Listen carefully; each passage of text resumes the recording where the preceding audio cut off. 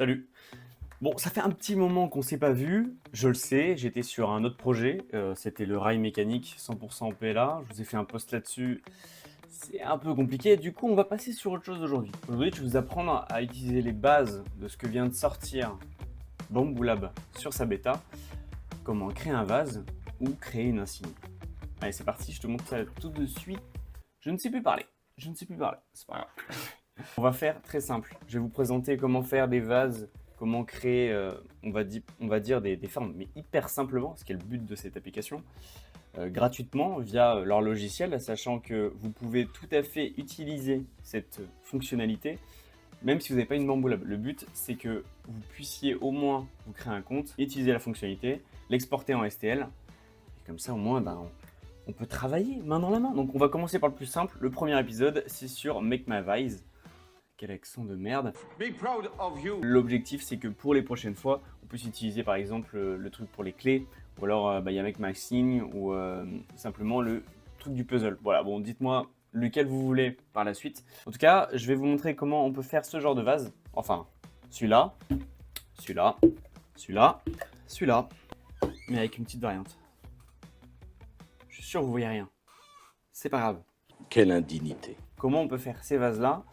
Eh ben, on va voir ça tout de suite. Allez, c'est parti. Et une fois que je suis connecté sur mon compte, j'arrive sur un menu. Mais c'est super. Et donc ce menu, une fois que je suis dedans, je vais pouvoir créer des projets. Donc là, vous avez déjà des projets que j'ai fait juste là, mais on va en faire un nouveau tous ensemble. Ok, donc je clique sur un nouveau projet.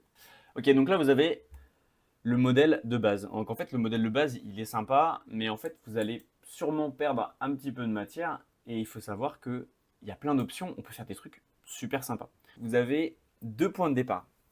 Soit vous pouvez remodeler avec ce que vous avez sous les yeux, donc les petits anneaux qu'on voit juste là, où vous pouvez doser sur la largeur, sur la hauteur de celui-ci par exemple. Je prends le point du milieu, je vais pouvoir lever, choisir mon point central.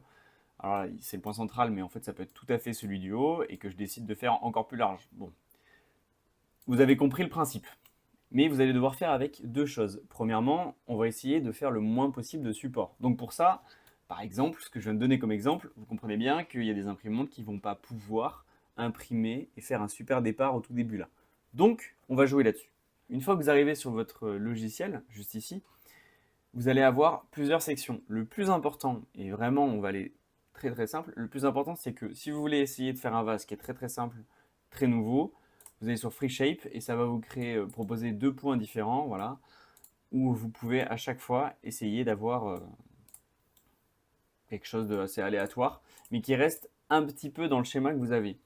Donc voilà, vous pouvez reroll à l'infini, ou si vous créez des vases personnalisés très sympas, ça peut être quelque chose de cool. Mais nous, c'est pas vraiment ce qui nous intéresse. Nous, on va essayer de créer son propre modèle, parce que voilà, mais de rajouter sa petite variante personnalisée. Donc pour ça, il y a des formes qui reviennent très souvent, donc on va revenir sur la forme du défaut. Il nous faut une bonne base, très simple, parce que si vous mettez un vase avec une toute petite base, en fait, avec n'importe quel vent, il va tomber. Donc on va créer une base qui est quand même un minimum large.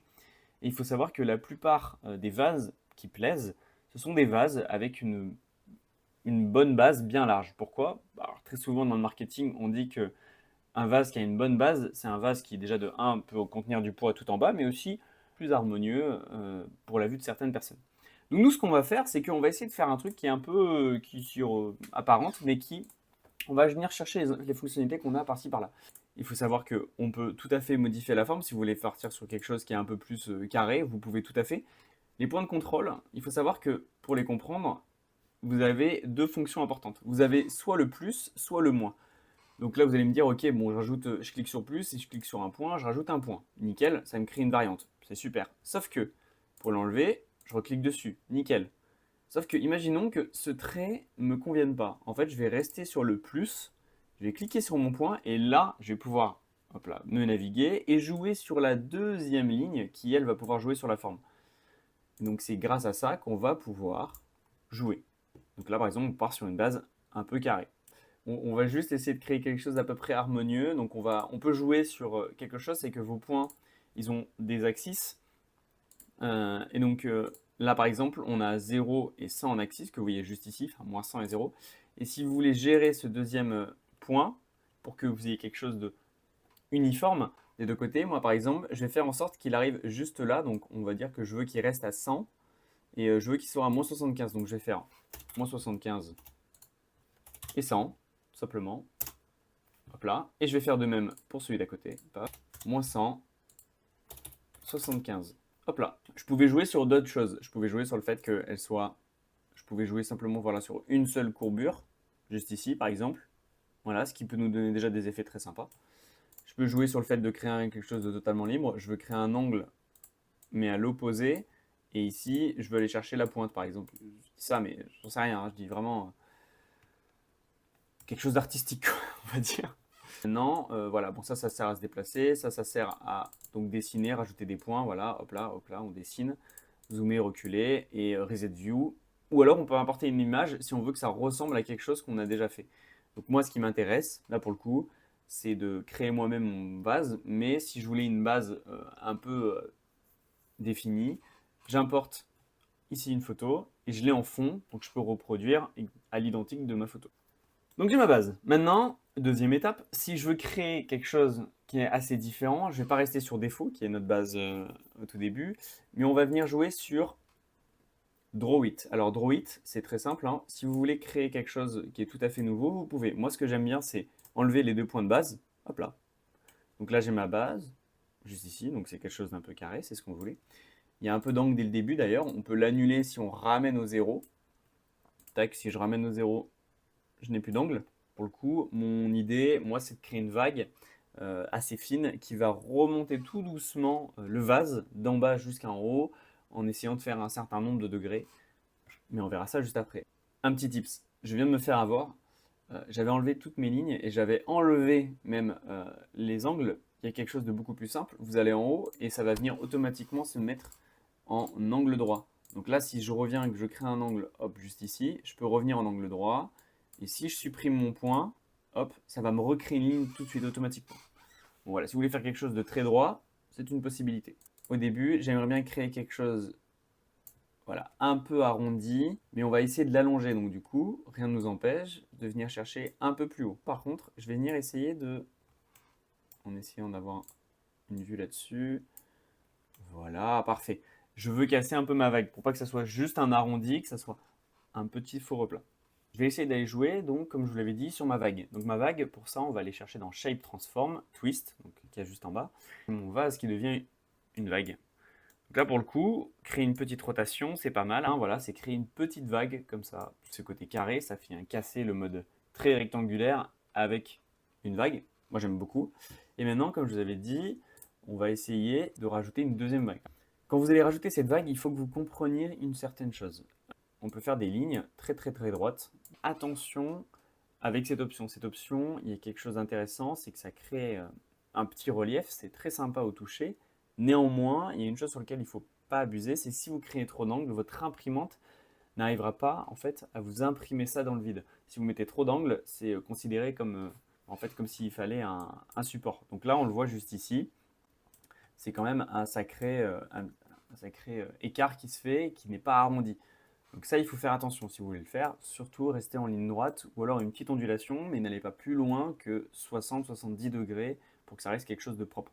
Surtout si vous mettez une grosse définition à votre vase, il n'y aura pas de souci. Si vous mettez une petite définition en 0,28, au final, elles seront tellement fines qu'elles seront même plus prises en compte pour déposer de la matière. Donc faites bien attention là-dessus. Dernière chose, ce qu'il y a en bas, c'est l'épaisseur en fait au final. Si vous voulez faire un vase molle, un spire à vase, donc en fait c'est un mode qui est utilisé mais que je pense que vous pouvez retrouver sur Ultimaker. C'est un vase qui du coup est plein et c'est vous qui allez choisir. Moi ce que j'aime bien faire c'est normal, comme ça je choisis la densité et je décide d'en faire un suffisamment épais parce que c'est là où il y a un intérêt aussi, c'est que vous allez créer un vase qui va avoir une certaine densité, mais ce que vous n'arrivez pas à vous rendre compte c'est que le but c'est que vous créez une base assez profonde pour que l'eau ne passe pas à travers, surtout sur la base.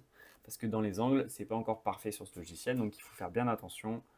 Moi, ce que j'aime bien mettre, c'est 1,5. Voilà, 1,5, voire même, ouais, 2 c'est un peu trop, mais 1,5 c'est pas mal, ou 1,75. Dernière chose, quand vous voulez voir aussi à quoi ressemble votre vase, voilà, ici, on peut jouer sur les couleurs. Si vous voulez le faire en mat, par exemple, on va pouvoir jouer là-dessus, ici, tac, par exemple, ou en style marbre. Ça vous permet d'avoir une idée. Celui-là, je le télécharge juste en haut ici, et vous avez le choix entre download dans 3MF ou en STL. En 3MF, vous avez une meilleure qualité, en STL, un petit peu moins bien. En tous les cas, moi je vous propose de le télécharger dans les deux formats. Comme ça, ensuite, vous allez pouvoir jouer dessus. Si votre imprimante n'accepte pas le 3MF, eh ben, elle prendra le STL et inversement. Ça met un petit peu de temps, il faut juste attendre.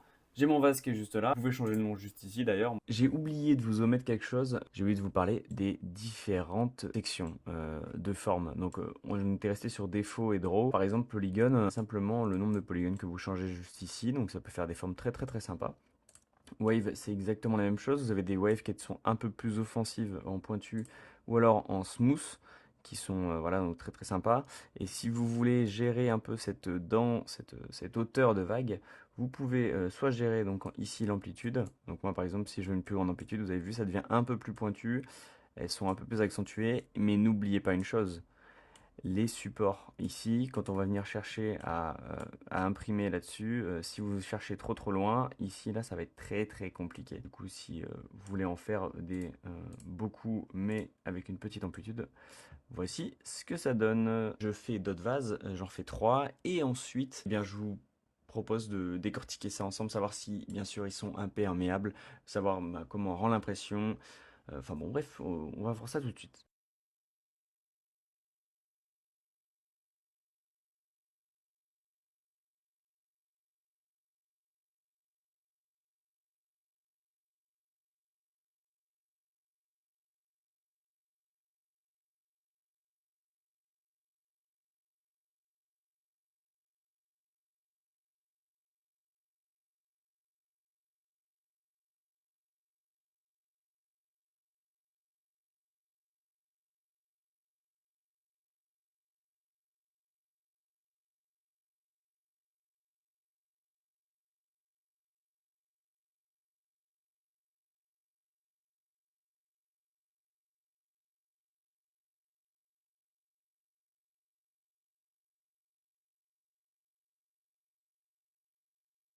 Ok, donc ce que vous pouvez vous apercevoir juste ici, c'est qu'une fois que j'avais créé mes 4 vases, je me suis aperçu que j'en avais un qui avait besoin d'énormément de support.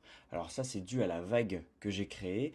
En fait, j'ai créé un peu trop d'angles, et si vous voulez, au bout d'un moment, ça a imprimé dans le vide. Donc en fait, j'ai réduit l'épaisseur de celle-ci, et j'ai essayé de les faire les plus droites possible, afin que le début de la vague, à la fin de la bosse, puisse servir de support par elle-même à cette même vague qui va remonter sur l'autre bosse. Et au final, comme vous allez pouvoir le voir, ça a marché.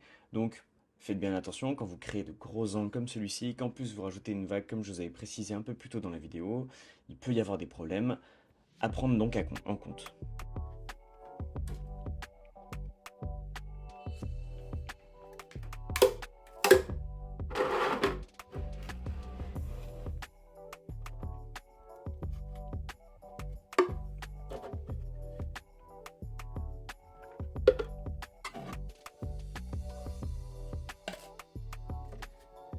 Ok, donc on est le lendemain, maintenant on va venir regarder les modèles que je viens de faire.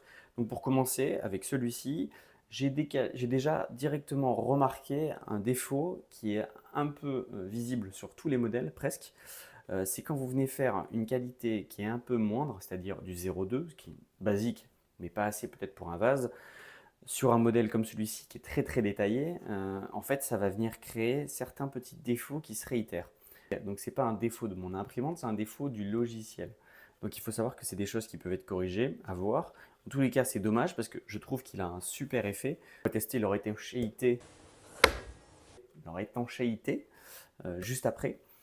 Donc pour commencer, celui-ci, je le trouve très très bien. Celui-ci. Alors celui-ci, en fait, on va venir retrouver exactement le même problème que celui d'avant.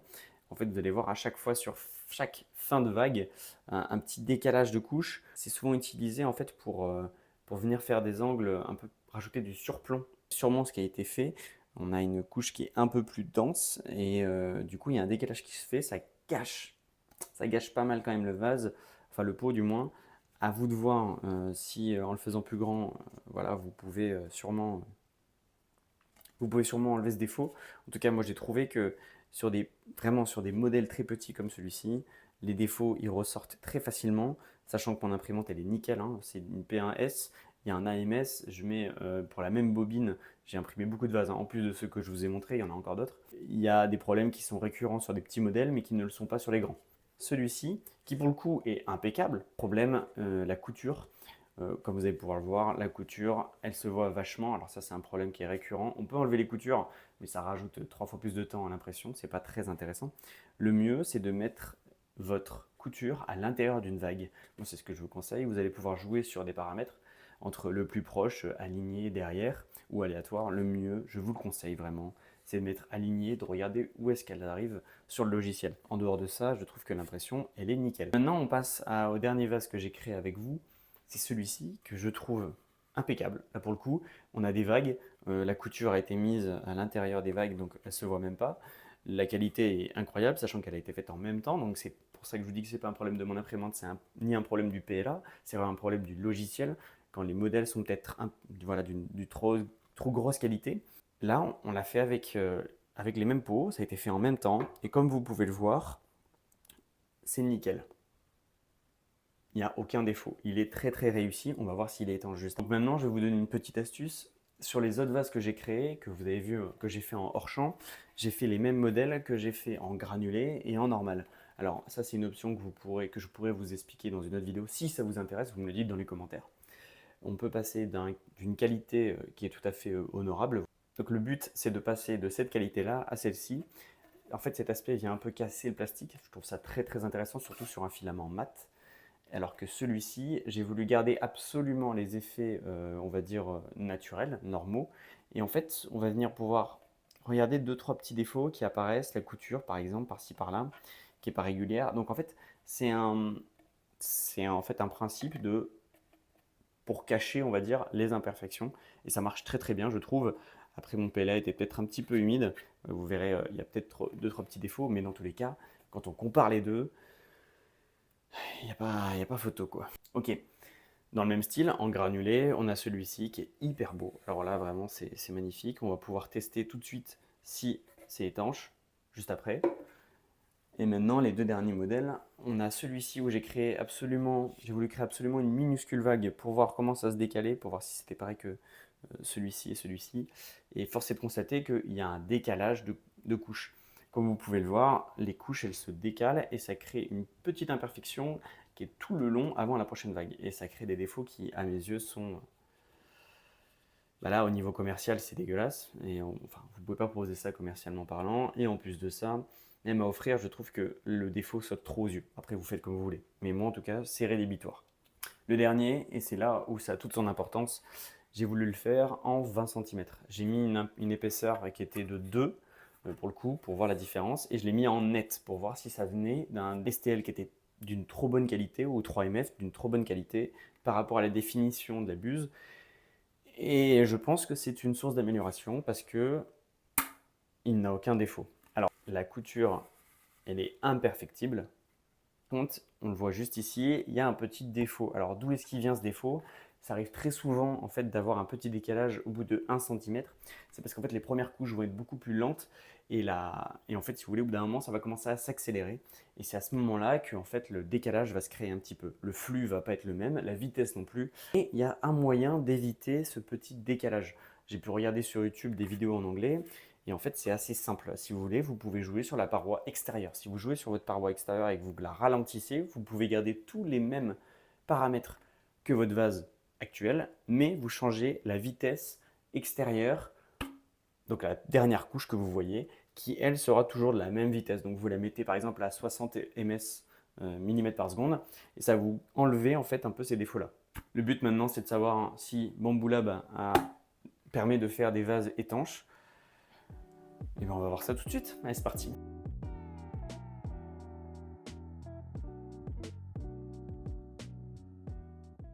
Ok, donc commençons avec celui-ci. Alors lui, ce qui est bien, c'est qu'il a strictement aucun problème. Vraiment, il est nickel, aucun problème d'étanchéité là-dessus. De l'eau, il y en a jusqu'ici. Donc vraiment, aucun problème. Lui, c'est validé. Alors celui-ci, bah, lui non plus, aucun problème. Donc celui-là, c'est parfait, c'est validé par la même occasion. Ok, on commence à voir certains petits problèmes, comme vous le voyez juste ici, ça se voit pas beaucoup, mais ce sont des petits gouttes d'eau qui commencent à se créer. Alors ce sont des gouttes d'eau qui se créent toujours au même niveau, si vous regardez bien, c'est toujours à peu près à la bordure dont je vous avais parlé tout à l'heure. En fait, c'est l'espace où le flux et la vitesse commencent à changer et ça crée des petites imperfections. Et comme juste ici, vous pouvez le voir, euh, il y a des petites gouttes qui se créent. Notre petit vase que j'aime beaucoup là avec les vagues en double vague, celui-ci c'est nickel, il n'a aucun souci à première vue. Ça va faire 15 minutes en tout cas que je les ai laissés tout seuls. Aucune tache d'eau, rien du tout. Et de l'eau, j'en ai mis à peu près jusque là. Pour le suivant, alors là on a un petit problème, c'est toujours au même endroit.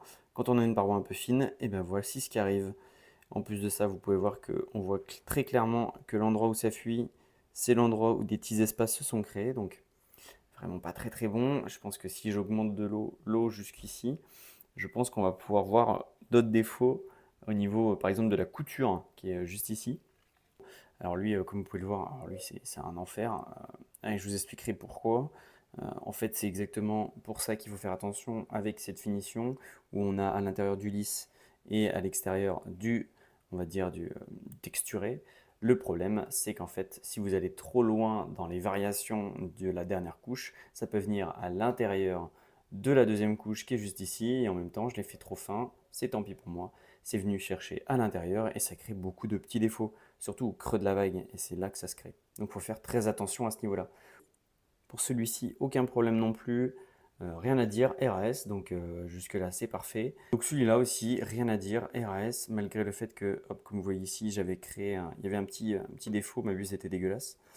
Et au final, il n'y a aucun souci, il est bien rempli d'eau, hein, si vous avez des doutes. En tout cas, c'est parfait, je pense que, en tout cas, ce qu'il a sauvé pour celui-ci, c'est une épaisseur de 2 mm. Donc nous voici avec les 3 vases qui n'ont pas passé les tests, ce ne sont plus de ça, pas les vases, si vous remarquez bien que j'ai fait avec vous, et ça, une bonne explication. Parce qu'en fait, si vous voulez, les 3 vases que vous avez juste là ont une épaisseur de 1,25. Qu'est-ce que ça change? Eh bien en fait, c'est beaucoup trop fin. Donc vous pouvez savoir tout de suite que vous pourrez partir sur 2 d'épaisseur sur le logiciel que propose Bambu Lab. Et en plus de ça, n'oubliez pas, si vous faites un vase de moins de 15 cm, ça permettra d'avoir un peu moins d'imperfections qui vont laisser passer l'eau. Et en plus de ça, ça permettra de faire quelque chose d'un peu plus robuste et moins souple et moins cheap que quelque chose qui est en 2 et qui paraît tout de suite beaucoup plus costaud et qui paraît plus qualitatif. En tout cas, voilà, moi c'est quelque chose que je vous conseille. N'hésitez pas, si vous avez envie que je fasse d'autres vidéos sur d'autres logiciels ou même simplement pour faire des comparaisons. Mon but pour les prochaines vidéos, c'est de vous faire, si vous le souhaitez bien sûr et que vous me le dites dans les commentaires, ça serait de faire ça sur les autres logiciels que propose Bambu Lab. Voilà, donc n'hésitez pas si ça vous intéresse. Ceux qui attendaient une suite par rapport aux vidéos précédentes, comme par exemple le rail mécanique, alors je l'ai fait, hein, je peux vous montrer tout de suite. Un rail, des pieds, le support avec des billes que j'ai modélisé, que j'ai tout fait en entier. Mais le problème, c'est que je m'aperçois que c'est pas assez qualitatif. J'ai voulu faire ça 100% en PLA, c'est vraiment quelque chose qui n'est pas possible. J'ai fait un post là-dessus. C'est quelque chose que je regrette parce que c'est un truc qui m'intéressait vraiment pour faire des travelling. C'était quelque chose qui vraiment était très intéressant. Ça évitait de payer ça, un rail comme ça, à plusieurs centaines d'euros. Ça permettait de le faire pour moins de 20 balles et que je vous le propose gratuitement. Donc bon, tant pis. J'essaierai d'autres projets. S'il y en a d'autres qui vous intéressent, en tout cas, je me ferai un plaisir de me lancer là-dedans. Ça me fera très très plaisir. Et puis écoutez, je vous dis à bientôt. Allez, salut!